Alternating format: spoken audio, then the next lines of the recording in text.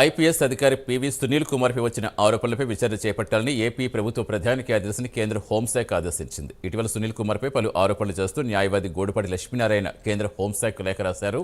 దీంతో ఈ ఆరోపణలపై విచారణ చేపట్టాలని కేంద్ర హోంశాఖ ఆదేశించింది. ఈ మేరకు సిఐడి అధికారులకు లక్ష్మీనారాయణ సాక్ష్యాధారాలు సమర్పించనున్నారు. పూర్తి సమాచారం ఇచ్చేందుకు మా కరెస్పాండెంట్ శ్రీనివాస్ ఎప్పుడు సమర్పించే అవకాశం ఉంది సాక్ష్యాధారాలు?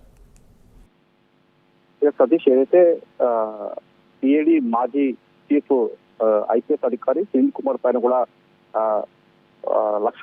గూడపాటి లక్ష్మీనారాయణ న్యాయవాది కూడా ఒక కేంద్ర హోంశాఖ కూడా ఒక లేఖ రాయడం జరిగింది.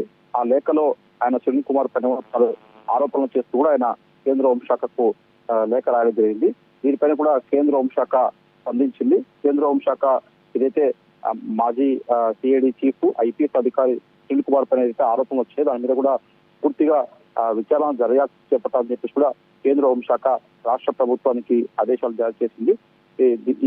అయితే దీనిపైన ఏదైతే కేంద్రం ఇచ్చిన ఆదేశాల మేరకు కూడా రాష్ట్ర ప్రభుత్వం కూడా సునీల్ కుమార్ పైన కూడా విచారణ చేపట్టాలని చెప్పేసి కూడా సిఐడి అధికారులను ఆదేశించింది. అయితే ఏదైతే ఈ సిఐడి మాజీ చీఫ్ సునీల్ కుమార్ పైన ఏదైతే కేంద్రానికి లేఖ రాశాడో ఆయన న్యాయవాది లక్ష్మణ కూడా సిఐడి అధికారులు వాళ్ళొక నోటీస్ ఇచ్చారు. అంటే ఏదైతే సిఐడి అధికారి ఐపీఎస్ అధికారి సునీల్ కుమార్ గారు ఏదైతే ఆరోపణలు చేస్తున్నారో దానికి సంబంధించి కూడా పూర్తి వివరాలు సిఐడి అధికారులకు సాక్ష్యాధారాలు ఇవ్వాలని చెప్పేసి కూడా సిఐడి అధికారులు కూడా ఆయన లక్ష్మణకు వాళ్ళకు సమాచారం ఇచ్చారు. ఈ మేరకు కూడా ఆయన లక్ష్మణ కూడా సిఐడి అధికారులకు మొత్తం దానికి సంబంధించి కూడా అంటే సునీల్ కుమార్ పైన ఏదైతే అభియోగాలు చేస్తారో దానికి సంబంధించి కూడా అతని దగ్గర ఉన్న సాక్ష్యాలు ఇతర ఆధారాలు కూడా సిఐడి అధికారులకు ఇచ్చే అవకాశం ఉంటుంది.